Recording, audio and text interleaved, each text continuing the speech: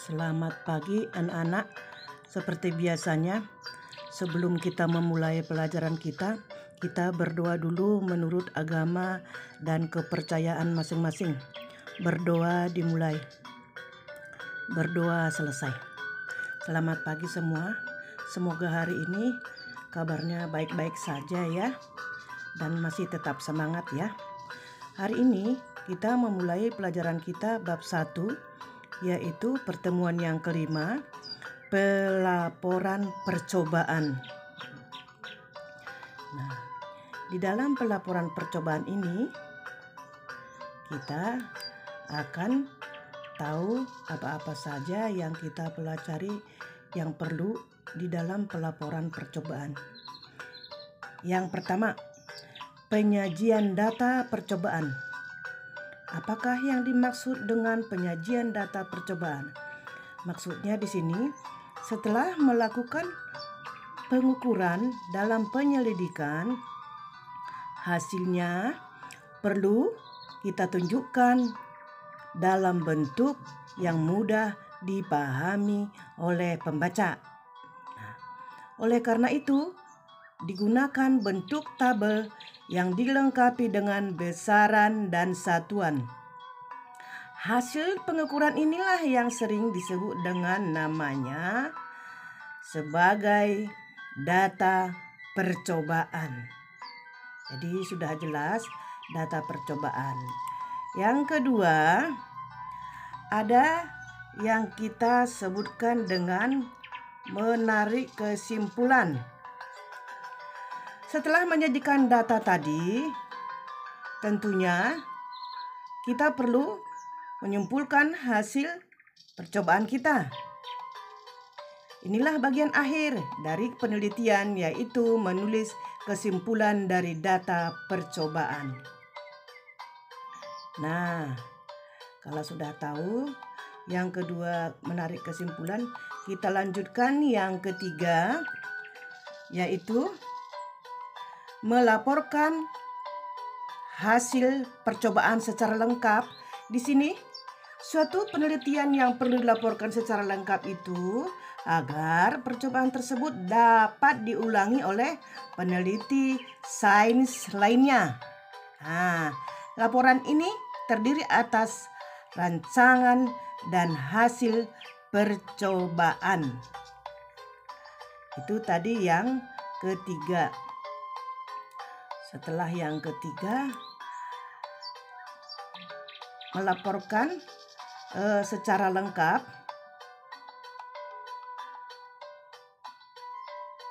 ada yang kita sebutkan melaporkan hasil percobaan secara lengkap ini ada di sini tujuannya apa kira-kira?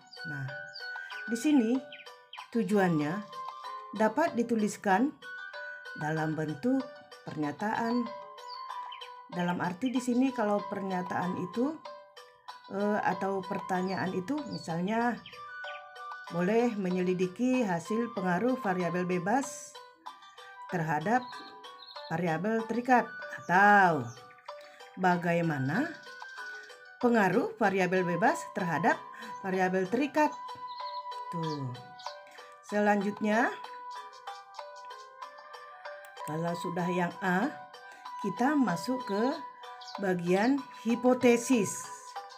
Apa yang diketahui mengenai hipotesis? Di sini, hipotesis suatu perkiraan hasil percobaan berdasarkan suatu variabel bebas dan terikat disertai dengan alasan secara saintifik atau ilmiah. Nah, yang C, AB tadi sudah, sekarang yang C variabel.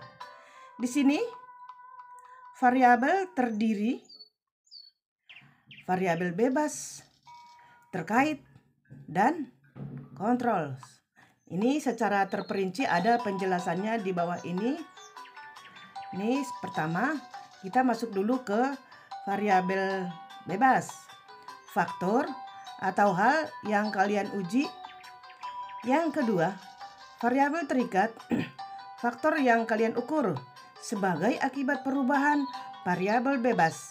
Yang ketiga, variabel kontrol, yaitu faktor-faktor lain minimal 3 yang harus dipertahankan sama supaya eksperimen hanya menguji satu variabel saja. Yang D, alat dan bahan. Ya. Di sini alat dan bahan maksudnya adalah daftar alat-alat dan bahan yang digunakan dalam percobaan sertai dengan jumlah alat atau bahan dan ukuran alat yang diperlukan. Kita lanjutkan, habis D itu ada yang E, yaitu prosedur. Prosedur di sini maksudnya beberapa hal yang harus diperhatikan dalam tahapan prosedur sebagai berikut. Pertama, tuliskan langkah-langkah percobaan secara berurutan, misalnya nomor 1, 2, 3, dan 4, dan seterusnya. Yang kedua, sebutkan apa data yang akan diukur atau diamati dan bagaimana kalian akan mengukur atau mengamati faktor tersebut. Percobaan harus diulangi minimal sebanyak 3 kali. 3. Jelaskan bagaimana kalian mempertahankan setiap faktor dalam variabel kontrol supaya percobaan kalian fair. Nah, setelah E ada pengumpulan dan pengolahan data. Di sini beberapa hal harus diperhatikan dalam pengumpulan dan pengolahan data percobaan adalah sebagai berikut. Yang pertama, catatlah data percobaan dalam bentuk tabel dengan variabel bebas pada kolom sebelah kiri dan variabel terkait pada kolom bagian kanan. Itu yang pertama. Yang kedua, tulis pada judul dan satuan pengukuran. Ini wajib kita tuliskan nih pada judulnya. Yang pertama atau A, semua data dalam satu kolom dicatat dalam jumlah angka desimal yang sama. Terus, hitunglah nilai rata-rata dari datanya. Yang B, dari tabel hasil percobaan di atas, buatlah grafik yang sesuai. Biasanya variabel bebas diplot pada sumbu X dan variabel terkait pada sumbu Y grafik. Yang C, lengkapilah dengan komponen-komponen seperti judul grafik dan tabel untuk sumbu X dan Y serta satuan masing-masing. Masuk kita ke bagian kesimpulan. Di dalam kesimpulan ini, beberapa hal yang harus diperhatikan dalam kesimpulan. Di sini berdasarkan grafik, berdasarkan grafiknya telah kalian buat, nyatakanlah hubungan antara variabel bebas dan variabel terikat dalam percobaan kalian dengan didukung oleh data-data percobaan. Selanjutnya, bandingkan kesimpulan kalian dengan teori sains yang telah kalian pelajari. Teori ini bisa kita cari atau bisa kita peroleh dari yang pertama, boleh dari buku, boleh dari internet, atau boleh dari sumber lain. Yang penting di sini maksudnya yang sudah terpercaya, ya. Setelah kesimpulan,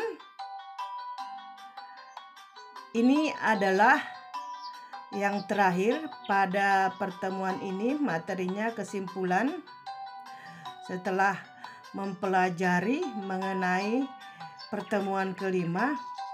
Mudah-mudahan anak-anak memahami semua materi yang Ibu ajarkan dan ilmunya bermanfaat, semoga menyenangkan. Kalau misalnya ada kesalahan, Ibu minta maaf. Kurang lebihnya Ibu ucapkan selamat belajar, semangat selalu ya, jaga kesehatan. Tadi anak-anak kita memulai pelajaran ini, kita mulai dengan doa. Sekarang kita tutup juga dengan doa. Berdoa menurut agama dan kepercayaan masing-masing. Berdoa selesai. Selamat pagi anak-anak. Sehat selalu.